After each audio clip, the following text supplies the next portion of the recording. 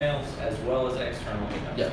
Okay. Because it slows down. We covered it 2 weeks ago. You were gone, Okay. but the reason why is it slows down our speed. So there was an example where one of us. No, I don't need to be convinced. I don't think we have people in the room who are convinced. So I want to make sure we know that is the expectation for everyone, and there are not exceptions to that. Well, I should have convinced you 2 weeks ago, but if not. No, that's great. That's great. Nah. Just making sure that. Check the video. That may or may not be online. We don't know. Can you say again what the expectation is? I think that's what you said. Respond to all emails within 24 business So hours. you send me an email. Your expectation is I'm responding to you in 24 hours. And if member Bob sends me an email, his expectation is that I'm responding to him within 24 hours. Are we including 24 business hours, so not over the weekend. And an appropriate response, like I said previously, is, hey, I'm swamped at the moment. I can get to this in 2 weeks from now. I'll revisit this and touch base with you then. Just responding to them and letting them know that you got the email, you read it, and it is going to be handled, is effectively handling or responding within 24 hours. As long as 2 weeks You actually put on your calendar. Yeah, which we covered that as well, pulled up the calendar and our to-do list. So everybody should be well versed in how to do that. So anyway, moving on, a professional freebie for us to all be unified and organized is just us having the same email signature. So this is actually going to come across as new information, but ages ago Kent sent out this email and said, we want all of our email signatures to be 3 lines, obviously your name, title, Midtown Fellowship, and the website. If it's church specific, you can, if you're church specific, just use that church specific terminology. But the reality is this might be new, and we may change it in the future, but I'd love for all of us to start doing this because it does have a good look, so I'd love for you to make a note to actually make that in the future.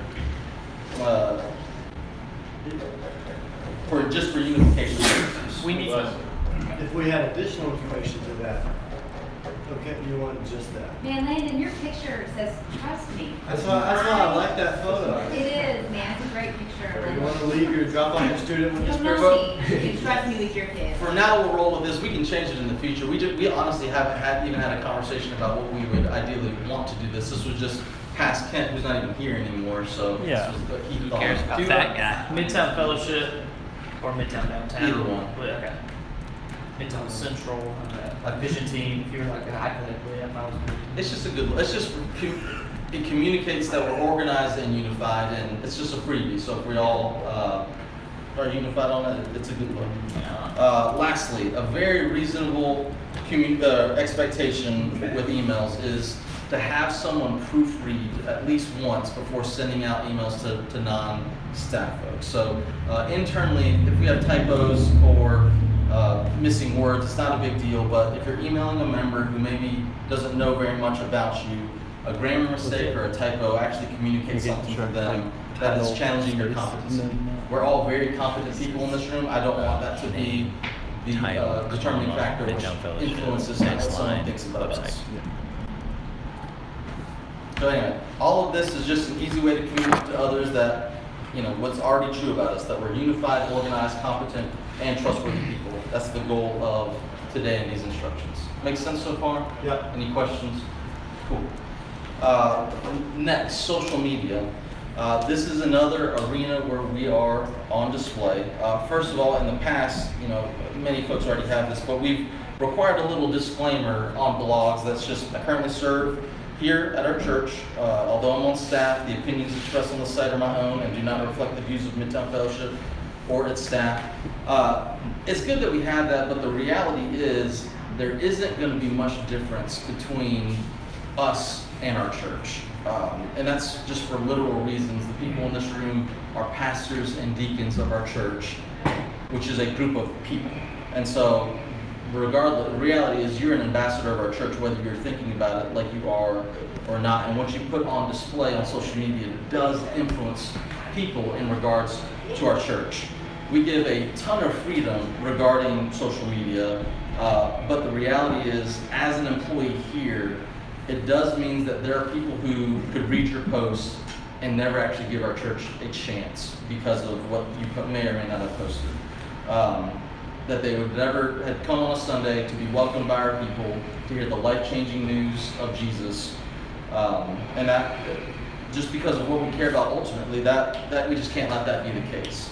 And so I wanted to give you some warning about how to make decisions of what to post in light of this fact, and specifically something that may be kind of controversial is regarding to posting anything politically inflammatory. Because there are certain posts that if someone knew you were a staff member of our church and they saw a negatively charged post that would arouse angry feelings, they would simply write off our church. And we just can't let that be the case. So some of you may want to push back on this because I know you don't want to be silent on certain issues and you feel the need to say something, but I just want to be clear that refraining from posting politically inflammatory comments is actually not the same thing as being silent. It's amazing and beautiful to provide support for causes that help in social injustice. This is a great thing. You do not need to be silent. But more so what I'm asking is, rather than attack certain politicians, show people that you have reached to and influence on what you actually want them to do, and show support for the things that you are for. Truthfully, there's a million different scenarios that this explanation does not provide just comprehensive instruction to determine what your future decisions will be.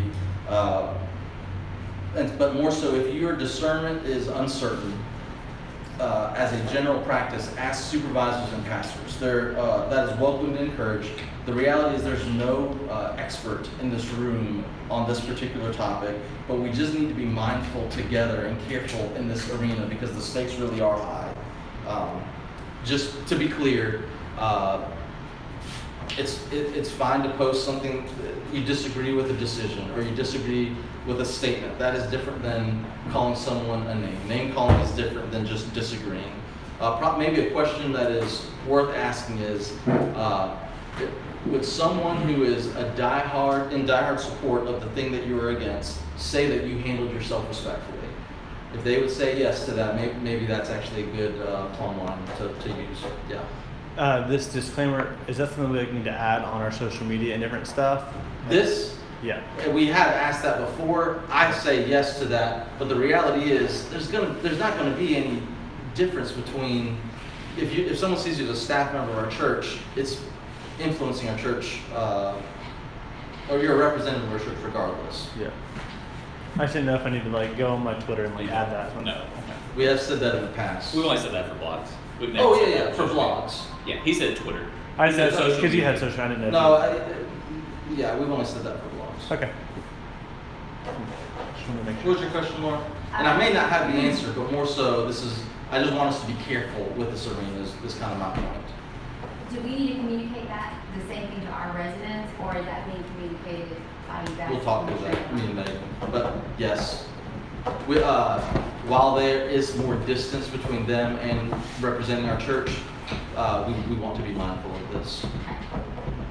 And it's good for them to know for their next job.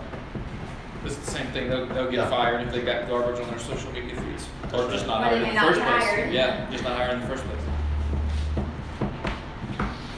Okay. Just make sure. If this has come up in the past, I just want to be clear that I'm not speaking to any individual in this room. We've never given clear instructions on this topic, and we had this set as a time and date to be able to cover this topic. I realize that the reality is this is likely sacrificing your preference about how you'd like to speak out on social media, and I'm understanding of that, but I hope we all understand the actual reasoning behind this as far as us as employees at Midtown. Cool. Next, and this is a little bit less visible. It's not as public as others, but I wanted to be able to talk about our staff communication because it can still clog up our just communication channels between one another. So I wanted to cover some etiquette on how to use staff email and staff emails. Oh, just making sure it wasn't HVAC people because it's hot in there. Again, this was written a long time ago. It's not directed at any individual. So if you did this recently, please feel no attack. All of us are guilty of these items in the past.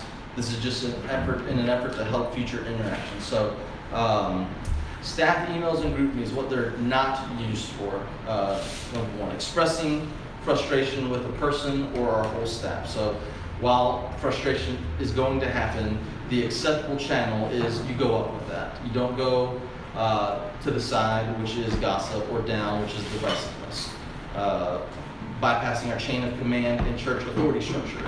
You go to the right people in charge of the different areas or the different events rather than sending out a mass email. So hypothetically, if you have correctly or incorrectly believed that you got bed bugs from staff retreat, hypothetically, just tell the person in charge, no need to send a staff email. The person in charge will relay all the necessary information to the entire group. Hypothetically. Using a group chat to talk to one person that you could have just texted or called. So, what time do we got to be at something? That's a one-person question, not a 30-person question. For supervisors of residents, we've instructed them that we don't want them to send out staff emails unless they've just been given express permission for a particular item. So everyone in this room is allowed to send out staff emails, but I just want you to be very discerning on what you send out. Next, we've got some GroupMe no-nos I wanted to cover. These are specific for GroupMe. The GroupMe is not the place for negative communication of any kind, unless it's an absolute emergency and there's no other option. Otherwise, it's just not the place for it. GroupMe, we don't send out official staff policy. We need to make sure that comes through email, and then we'll post it on our staff resource page. So GroupMe is not where you'll find those items. Got some GroupMe yeses. Encouragement. Talk about what God is doing and the good things that you see others doing. It's a wonderful place for that. Reminders of things that have already been effectively communicated elsewhere. It's a perfect place to use GroupMe for that. Judicious sharing of helpful resources. Great place. Just exercise discernment on what it is. Witty banter. There's going to be no shortage of that, so we'll move on quickly. A discussion of pertinent topics or issues as appropriate. So just, what's going on in the world today? Lastly, so in summary, this is the last item I'm going to talk about. This is just covered under professional communication. I want to talk about communicating with your boss. So I'm going to cover two items. I threw both of them on there at the same time. My mistake. First item, I want to talk about how to communicate when you miss a deadline. I've seen this come up regularly, so I wanted to talk about what I use with people I work with. Missed deadlines and assignments are going to happen, but the reality is you can communicate professionally and effectively with your boss. And so I want you to model quality communication with them. What I always say, if you're going to miss a deadline, good communication is letting me know 1 week out. Sorry, boss, I was looking at my calendar and my to-do list and realized there's no way I can have this in by, it's disappointing for sure, but at least that gives them an opportunity to say, all right, well, let's move things around so that you can accomplish it, or it's, yes, let's move the deadline, no problem. That's good communication. Okay communication is letting me know a day in advance. This is not good. This is just okay. It does happen. We won't praise it, but it is tolerable. Bad communication is the day that something is due, that's when you tell your boss, hey, I'm not going to have this done. I'm not going to have it in. And then I don't know what to even call this communication is when a deadline comes and goes and you don't say anything, you don't turn anything in. This actually kills trust. And this is, you could call it fireable. I mean, we don't operate like that, but genuinely, it is completely unacceptable. If you said you were going to send out an email a certain day and you don't do it, and you never send anything to your boss about it, and then it does not get done, your boss, it kills their trust. They begin to think, well, they didn't do this, what else do I not know that they aren't doing? And I just wanted to be clear on, even in missed deadlines, I want us to strive for quality communication in this professional environment. The next thing is, I want us to keep our bosses updated. So we've got a built-in system for weekly updates. This is actually I think a really powerful tool. I say this all the time, and it's the reason why this is in place is not for busy work. It's to give employees a voice. The reality is we move at an incredible speed, and it's difficult to sync up with your boss at times, especially to even touch base on a personal level, which is why I said the most important question on that list is here's just an update on how I'm doing personally. We don't have time to really cover that, but we do care about one another more as a person and a human being because we're lovers of Jesus first and foremost. And so, but in the professional environment, there's not always time for that, and we can feel the ramifications of that when we are moving too quickly. And so an update of how you are doing personally is just a very powerful question to have documented on a weekly basis. We are in the employee boss circle, but you know, I still think that is important. I also say this regularly of this is an opportunity for if you're dying and you go weeks and months and a year without saying anything to your boss, and then you say, hey boss, I'm getting overworked, I'm working 70 hours every single week, what they will turn to you and say, this is not my issue. You should have updated me. And I want to avoid that jarring conversation from happening by saying, that's why I have the question, how many hours did you work last week? It's not really to catch anybody. It's actually to be able to give you a voice to say, hey, these are how documented how many hours I'm working. And that way, if you're doing 60 and 70 hours each week, your boss will be able to be clued in and say, I need to step in, I need to look at what's going on, I need to help, as opposed to you need to have an emergency meeting after a year of being silent, and it's a huge ordeal, as opposed to using this tool to effectively keep your boss updated. Also, just the other questions of here's what I'm planning on doing this week, here's what I'm focused on, here's the things that I'm having an issue with. It provides an opportunity where your boss is completely updated, where your first interaction that week is like 3 or 4 conversations in. And so it doesn't replace face-to-face communication, it only enhances it. So I want us to take weekly updates seriously to be able to keep our bosses updated. Does it make sense? Yeah, that's great. Okay, questions?